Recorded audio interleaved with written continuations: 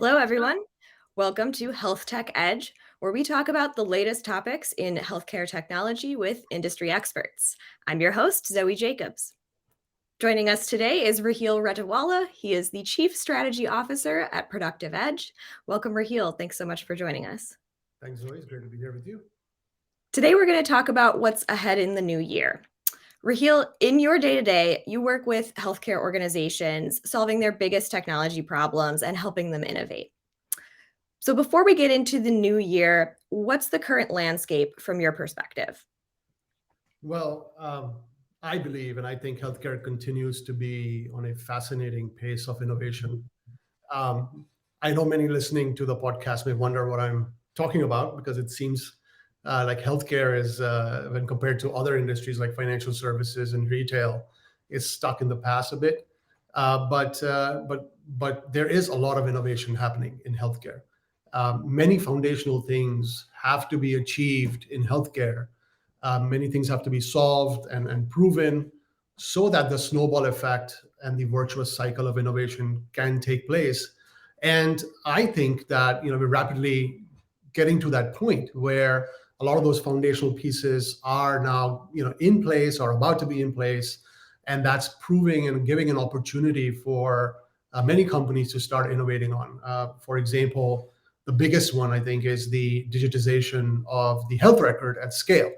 um, you know 2009, when the mandate was made for providers to move to an electronic health record. Since then, over 90% of providers are now have adopted the electronic health record. Some other things that have really happened in healthcare as a foundational element is the shift from a fee-based to a value-based risk-sharing model, where providers are essentially paid for the outcomes that they deliver with patients, and not necessarily the services they provide. I think lastly, the shift towards more transparency and consumerization in healthcare, where consumers who are used to digital methods of engaging with brands, for example, in retail or banking, are expecting the same or similar experiences in healthcare. And more importantly, now they have access to various kinds of technologies that give them more control over their own health and wellness goals. So there's a ton of this sort of foundational elements that have come together just at the right moment for us to really build upon. Yeah, that's right. And for example, digital health records are something that most people are familiar with. We've all been a patient at some point or been with a patient. So we've all seen this in action. What do you see as the greatest challenges or opportunities for the year ahead? Yeah, one of the industry's big opportunities is really turning the investments that organizations have made thus far in digitizing this health information and turn that into a value driver. In other words, let's shift from and transition from storing the health information to using the health information to become more efficient in delivering care, to increasing productivity, and to drive growth. I mean, in areas like being able to actually have intelligent care pathways, or enabling clinicians with the right information at the right time in the right context, being able to engage patients and giving patients access to their information. All of these areas that that seemed difficult just even a few years ago certainly have an opportunity to actually make it a reality. But it's still easier said than done, right? I mean, while most healthcare companies have actually moved to an EHR system, the information still is difficult to be accessed, and more importantly, shared across various stakeholders, whether it might be patients themselves, whether it might be my primary care versus my specialized care versus my insurance company. Is difficult to still kind of piece all the pieces together, and that's where the next opportunity, in my opinion, lies. Very interesting. The widespread adoption of electronic health records was largely pushed by the government, correct? That's correct. In 2009, as I mentioned, the High Tech Act was passed, which mandated the use of electronic medical records, and of course, that's sort of jump started and really enabled the rest of the industry to kind of start thinking about what's beyond that. But as I said, it's not really about storing the data in a digital format, right? It's also about how can the industry and how can the government and the regulations expand upon beyond and go beyond that. So, for example, in 2022, 2022 has been a really important year for going beyond the storing of and digitizing of health data. For example, in 2022, the Office of the National Coordinator of Health Information, the ONC, which is under the U.S. Department of Health and Human Services, published what is called the TEFCA, or the Trusted Exchange Framework and Common Agreement, that fundamentally establishes the secure sharing of basic clinical information with each other. So that think about now the ability for multiple providers that are actually catering and providing healthcare services to you are able to actually connect and share information about your condition and the care as you go through the care journey. But more importantly, another thing that happened in 2022 in October was that there were some laws passed around information blocking. So no longer can healthcare organizations not provide access or share and use data across boundaries. And in fact, in 2022, also, essentially the law and the mandate to actually have patients access their own health record is now live. So many healthcare organizations need to ensure they have the capability of actually, making sure that they are able to share, they're able to allow people to organizations and people and stakeholders to access that information, and then more importantly, actually use that information appropriately. Right. So there's that very interesting relationship between the health IT industry and the government. So the government issues these mandates, the healthcare industry has to comply with those, and then tech companies help respond to that. How are you seeing the technology industry supporting this use, distribution, management of data in healthcare? Yeah, that's a really good question. I mean, at the same time, these foundations in the industry and the regulations, the mandates, and of course, the overall landscape moves towards more of a value-based care and outcome-based focus. The technology industry has been enabling the transition. For example, today technologies that enable data exchange and interoperability have matured significantly. What does this do? This really allows healthcare organizations to establish a bi-directional access to their clinical, lab, social determinants of health data from EHRs. And there are companies, for example, like Redox or Particle Health, that in essence have created like an EHR superhighway that providers and many providers and payers can just plug into and then be able to share access and then eventually use electronic health data, right? So that's one element of the technology innovation that's already happening, and it's quite mature. It's ready to be used, and certainly something that is available. Another big area has always been, the inconsistency in storing and standardization of data itself. So, if I'm exchanging data with you, and your data is in a certain format and mine is in a different format, the amount of energy and resources it takes to exchange that information and then eventually standardize it and then use it is quite extensive. But one of the other things that has happened is that we've got a standard way of storing health information, and we have standard ways of expressing health data, and there are standard ways of accessing that information. So with that, what we're seeing now is that the time to actually the resource and essentially the cost of sharing is going down significantly, right? The third big area, of course, from a technology and health IT perspective, is just the innovation that in things like machine learning and AI and the cloud, and the whole area. I believe where we're moving from a machine learning and AI perspective is moving from the traditional what happened and the diagnostic insights as to why it happened.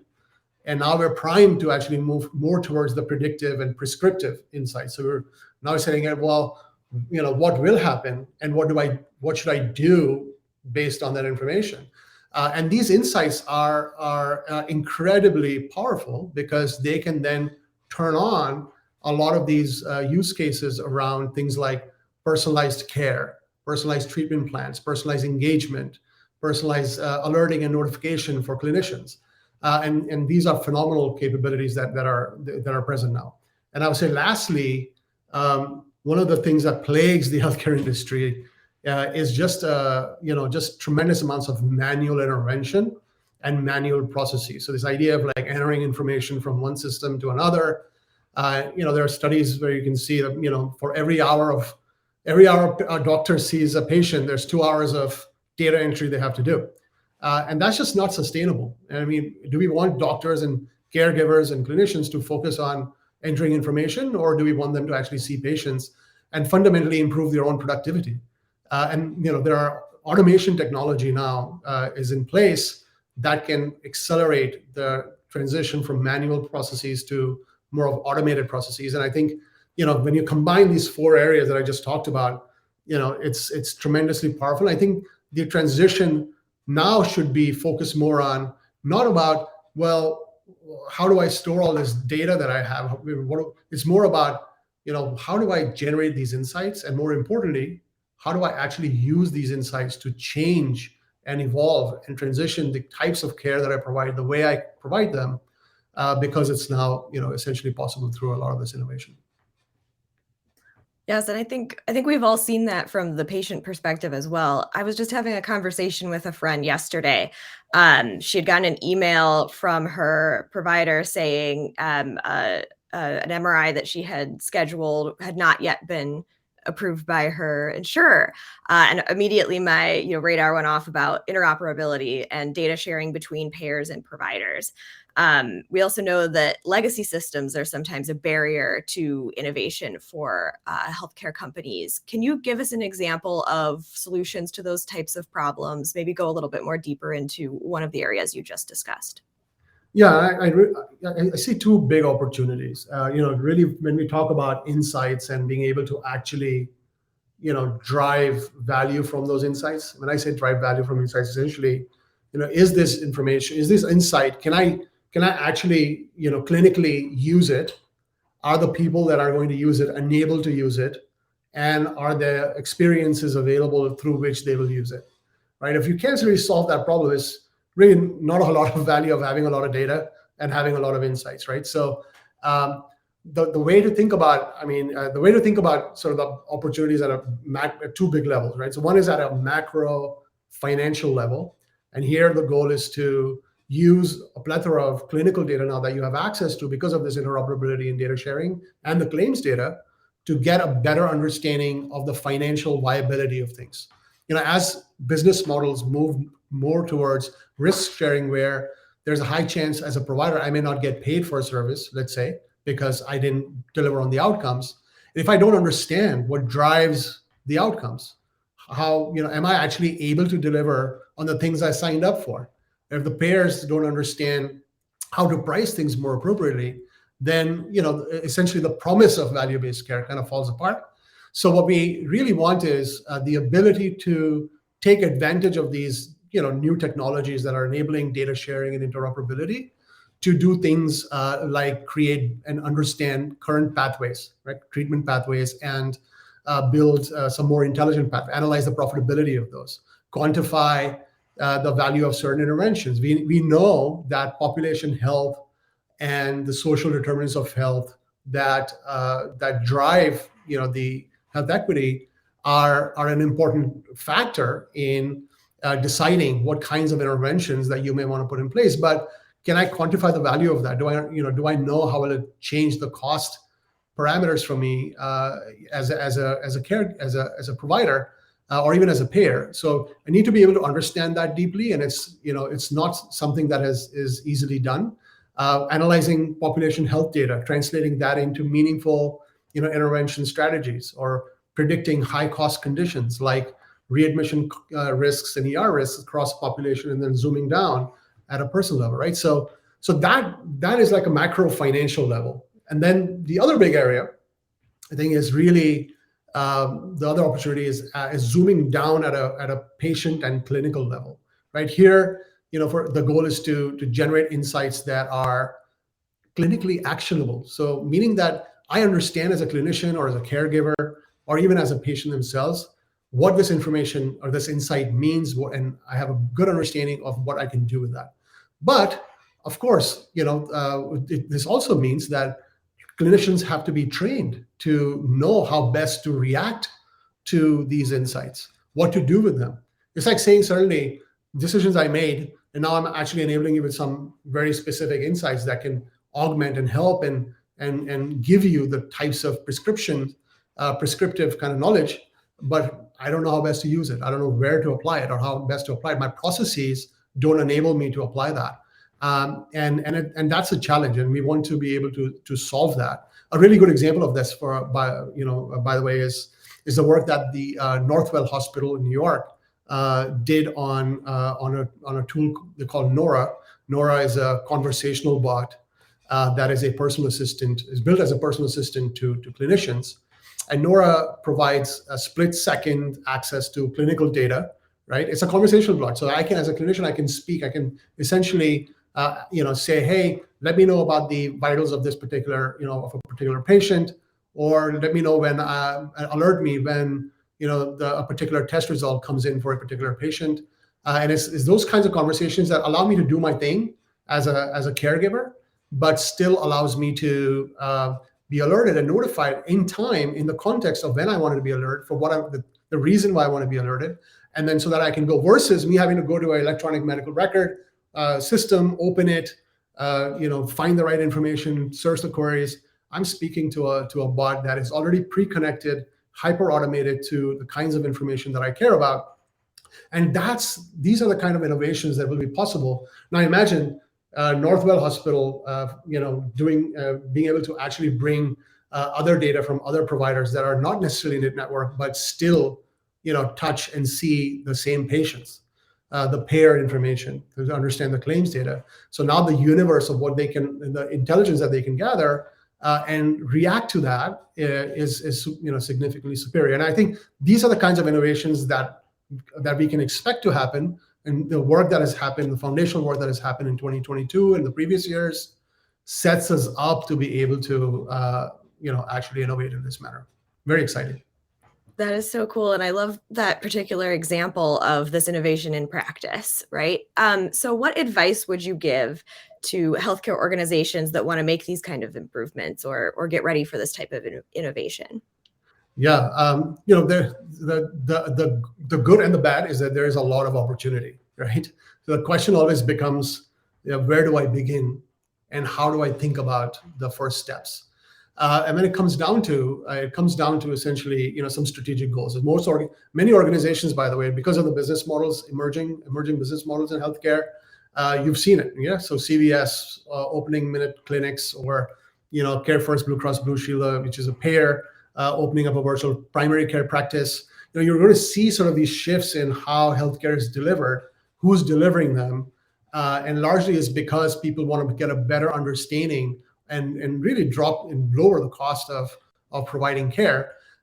When it comes down to it, there are some strategic goals that every healthcare organization has. And I think we need to be able to identify what are those sort of primary use cases that can benefit from insights, and are we able to actually transform some of our processes to be able to use those, being able to look at it from, let's say, a clinical perspective, from a back office function perspective, from a financial transaction perspective, to a patient engagement perspective. These lenses that you can put on and identify where those clear opportunities may be, and then go through a prioritization process. Many organizations, of course, are in the process of adopting new ways of working, thinking more agile, or in a more agile way.